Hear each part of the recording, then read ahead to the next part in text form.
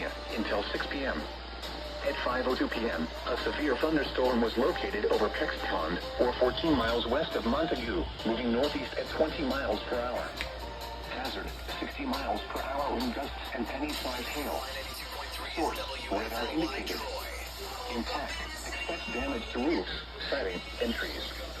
Locations impacted include McCallickson, Blooming Grove, Bahia, Milford, Eldred, Glen Spey, Greeley, Peck's Pond, Highland Lake, and Mill Rift.